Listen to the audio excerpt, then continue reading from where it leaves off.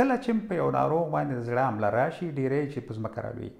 کله چې په ځمکه راولوېدو نو تاسې سملاسي ډول باندې ځان نه ورسوئ. که تاسې په خپل کور کې ورور مې پلار مې خور مور هر څوک چې نو کله چې راولوېده نو سملاسي ډول ځان ورسوئ. اول به هغه باندې غږ وکئ، نوم یې یاد کړئ او بیا یې وخوځوئ چې ستاسې د دې دواړو غږ او خوځولو سره هغه غبرګون ښیي که نه. که چېرته یې غبرګون وښودو دا په هوش کې دی.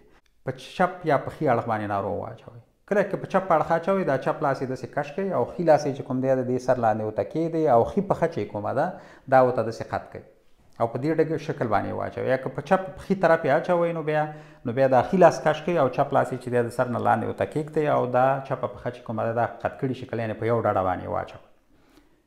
تر هغه وخته پورې همداسې پرېږدئ تر څو پورې چې امبولانس راځي یا ډاکټر ته زنګ ووهئ. یا دا چې زموږ او ستاسو وطنونو کې خو دا شونتیا نشته نو خپل موټر ته رسئ. نو کله چې موټر راغی نو بیا تاسې کولی شئ چې ناروغ په ناستې شکل باندې او یا په ملاستې مکمل اوار شکل باندې مه اچوئ، بلکې په نیمه ملاستې شکل باندې واچوئ چې نه نیغ ناست وي او نه ملاست وي. نو او په دې شکل باندې چې دی روغتون ته ورسوئ.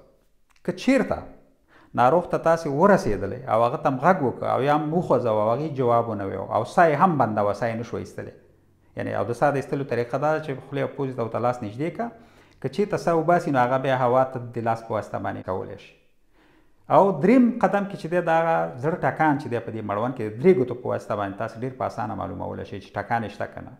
خو بهرحال او یا دلته که چېرته هم دا ټکان نشو معلومولی، ناروغ بېهوشه دی او ساه نه وباسي، نو سملاسي ډول باندې دا لاس په بل باندې څه کېږدئ او د هغې په چپه سینه باندې یې کېږدئ او ښه زور وله داسې ورکوئ دا ډول، یعنې 1 2 3 تر 10 ځله پورې او داسې زور وله ورکړئ تر څو پورې چې دا سینې تقریبا 1 سانتي متر کته لاړه شي. نو دلته د دې پروا مه کوئ چې پښتۍ به ماته شي، ځکه دلته د ژوند خبره ده، د ژوند او د مرګ خبره ده. یعنې د زړه ولاړ دی، دې ته باید دونه زور ورکړي چې هغه زړه بېرته تنبیه شي او بېرته په کار باندې شروع وکړي.